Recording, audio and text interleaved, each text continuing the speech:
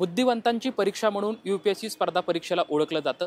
याच UPSCच्या माध्यमातून भारतीय सांख्यिकी विभाग या स्पर्धेचा नुकताच निकाल जाहीर झाला। यामध्ये देशातून 22वी आणि राज्यातून पहिली आलेली सुजाता जाधव सध्या आपल्या सोबत आहे। आपण त्यासोबत चर्चा करणार आहोत।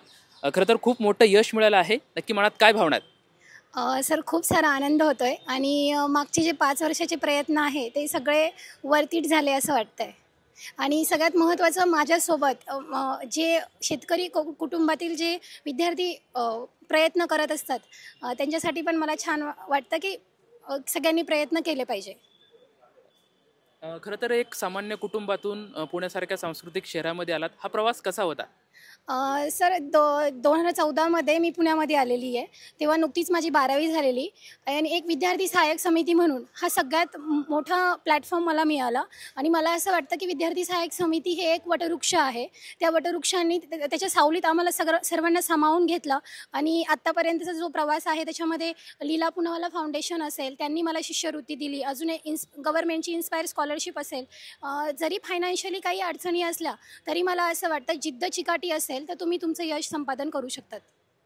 खरं तर हे यश म्हणजे जो यशाचा जो प्रवास आहे, परंतु ह्या यशाकडे किंवा ह्या मार्गाकडे जायचं हा विचार नक्की मनात कसं काय आलता? सर पहिल्यापासूनच माझं असं होतं की मला प्रशासनामध्ये जायचं आहे। म्हणजे माझी लहानपणापासूनच इच्छा होती की मला प्रशासनामध्ये काम करायचं आहे। आणि जेव्हा मी पोस्ट ग्रॅज्युएशनला होते त्यावेळेस मला असं कळलं की UPSCमध्ये इंडियन स्टॅटिस्टिकल सर्व्हिस म्हणून अशी एक एक्झाम आहे।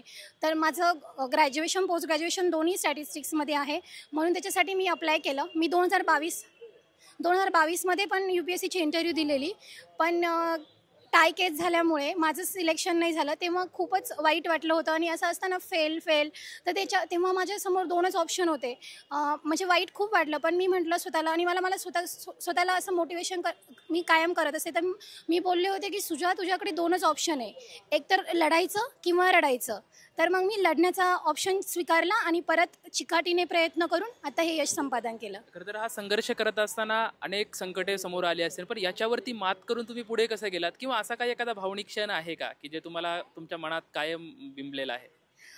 मला असं वाटतं की माझी फॅमिली जी आहे, जे माझं कुटुंब आहे, ती माझी खूप मोठी स्ट्रेंथ आहे।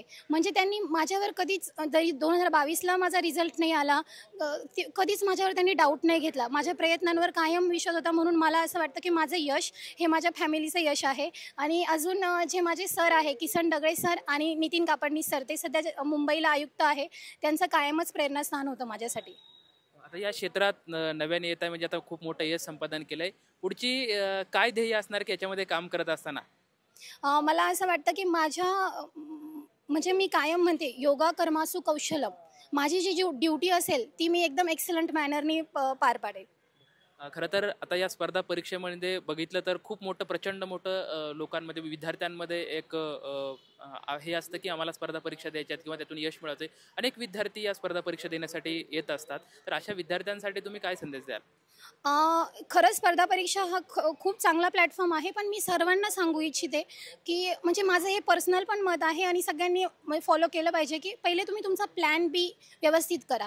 कारण मुलं काय करतात, 12वी नंतर लगेचच UPSC या क्षेत्राकडे वळतात आणि प्लॅन बीचा विचारच करत नाही। तर मला असं वाटतं सगळ्यांनी पहिले रेशो काउंट करावा की जर 400मधून एकच मुलगा सिलेक्ट होणार असेल तर एवढ्या मोठ्या याच्यासाठी आपण पहिले प्लॅन बी पक्का ठेवा आणि मगच ह्या क्षेत्राकडे वळा। आणि शेवटी मला असं वाटतं की सगळ्यांनी एक लक्षात ठेवलं पाहिजे ह्या स्पर्धा परीक्षा करत असताना, क्या हार में क्या जीत में किंचित नहीं भयभीत में, संघर्ष पथ पर जो मिले यह भी सही वह भी सही। हे यश कोणाला समर्पण करताल? माय फॅमिली। खरं तर जिद्द, चिकाटी आणि प्रामाणिकपणा असेल तर यश निश्चितच मिळतं, अशी भावना या ठिकाणी सुजाता जाधव यांच्याकडून आपल्याला पाहायला मिळत आहे। कॅमेरामॅन अभिजित पिसेसोबत लक्ष्मण जाधव, TV9 मराठी, पुणे।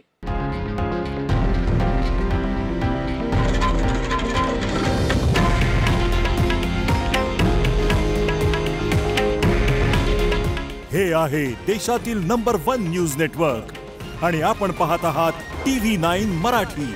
काळजी तुमची, हित महाराष्ट्राचं।